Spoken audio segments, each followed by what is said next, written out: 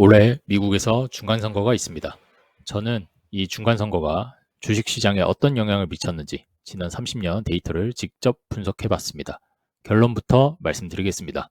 중간선거가 있는 해의 다음 해, 나스닥 100은 지난 30년 동안 단 한 번도 마이너스가 없었습니다. 승률 100%입니다. 그냥 참고 자료로 보기에는 너무 강력한 패턴입니다. 오늘은 이 데이터가 무엇을 의미하는지, 이상치를 제외하고 계산해도 여전히 유효한지, 그리고 2027년을 어떻게 봐야 하는지 함께 이야기해 보겠습니다. 먼저 중간선거가 뭔지 짧게 짚고 가겠습니다. 미국 대통령 임기는 4년입니다.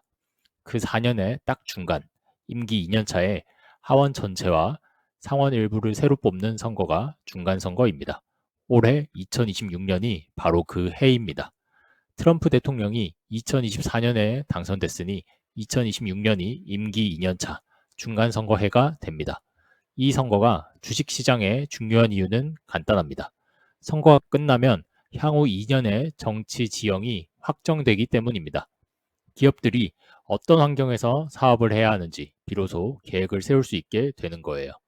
시장은 나쁜 뉴스보다 불확실성을 더 싫어합니다. 선거가 끝나는 순간 그 불확실성이 사라집니다. 1994년부터 2022년까지 8번의 중간선거를 분석했습니다. 먼저 중간선거 연도 자체의 성과입니다. 중간선거 연도는 상승과 하락이 4대4로 갈렸습니다.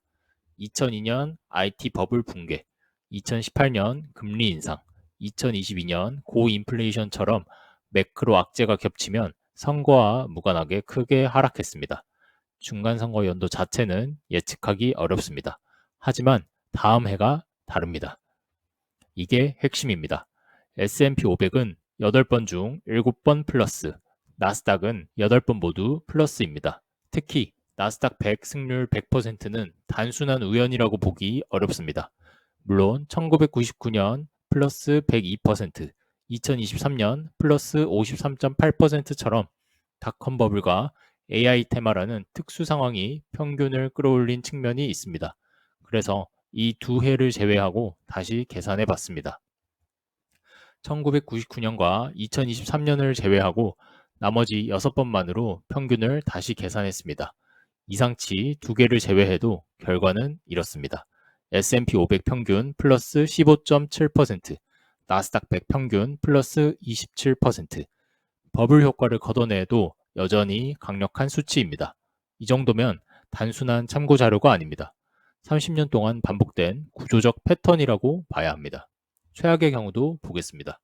이상치 제외 6회 중 가장 부진했던 해는 2015년 S&P 500 마이너스 0.7%였습니다.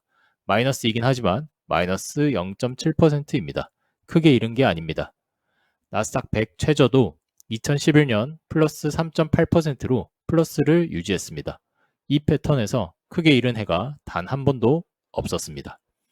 왜 중간선거 다음 해에는 강세가 오는 걸까요? 세 가지로 정리할 수 있습니다. 첫째, 불확실성 해소입니다. 선거가 끝나면 향후 2년의 정치 지형이 확정됩니다. 시장은 나쁜 결과보다 모르는 상태를 더 싫어합니다. 선거가 끝나는 순간 그 불확실성이 사라지고 안도 랠리가 시작됩니다. 둘째, 분전 전부 효과입니다. 여기서 중요한 사실 하나를 짚고 가겠습니다. 미국 중간선거는 역사적으로 90% 이상의 확률로 여당이 의석을 잃는 결과로 끝납니다. 즉, 대부분의 중간선거가 분점 정부와 자동으로 만들어집니다. 분점 정부란 대통령 소속 정당과 의회 다수당이 서로 다른 상태입니다. 대통령이 법안을 추진하려 해도 의회에서 막히는 구조가 되는 거죠. 그런데 시장은 이걸 오히려 반깁니다.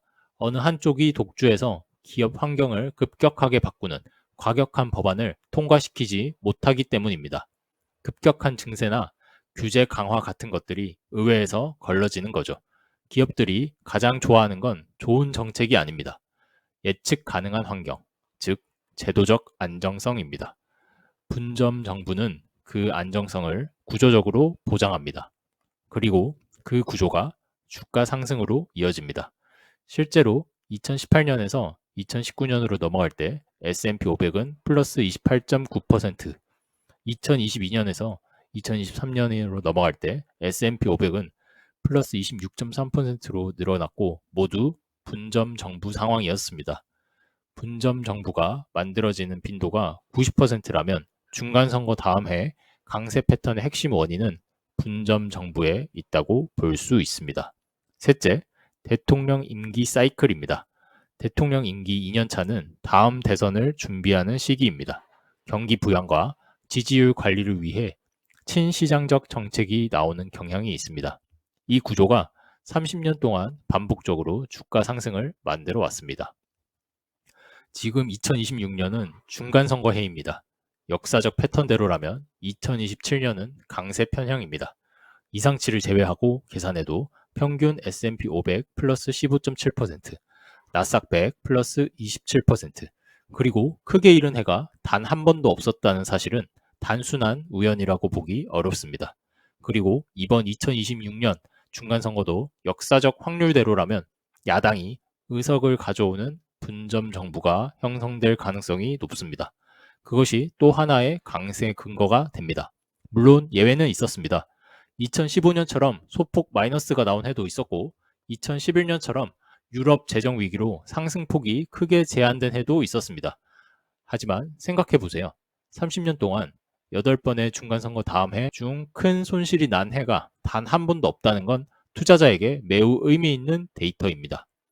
이 패턴을 완전히 무시하고 2027년을 준비하는 것과 이 패턴을 하나의 중요한 근거로 삼고 2027년을 준비하는 것은 전혀 다른 투자 태도입니다. 저는 후자입니다.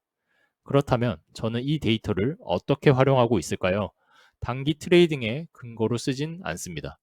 2027년에 주가가 무조건 오른다고 레버리지를 늘리거나 원칙에 없는 종목을 추가하지 않습니다.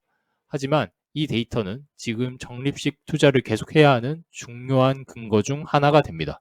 지금 시장이 많이 올라서 불안하더라도 30년 데이터가 중간선거 다음 해의 강세를 지지하고 있다면 지금 멈추는 것보다 계속 사는 것이 역사적으로 더 유리했습니다. 저는 다음 달에도 그 다음 달에도 2027년이 어떻게 되든 원칙제로 VOO와 QQQ를 삽니다. 그리고 이 30년 데이터는 그 원칙을 더 확신하게 만들어줍니다. 정리하겠습니다. 지난 30년 중간선거 데이터가 말해주는 것은 이겁니다. 중간선거 연도 자체는 예측하기 어렵습니다. 하지만 그 다음 해는 구조적으로 강세 편향이었습니다. 나스닥 100 승률 100%, 이상치 제외 후에도 평균 플러스 27%, 큰 손실 연도 없음. 그 이유는 세 가지입니다. 불확실성 해소, 분점 정부의 제도적 안정성, 대통령 임기 사이클. 이 세 가지가 30년 동안 반복적으로 강세장을 만들어 왔습니다. 이 정도 패턴이라면 참고 자료를 넘어 중요한 투자 근거입니다. 물론 과거가 미래를 보장하지는 않습니다. 하지만 30년의 데이터는 쉽게 무시할 수 없습니다.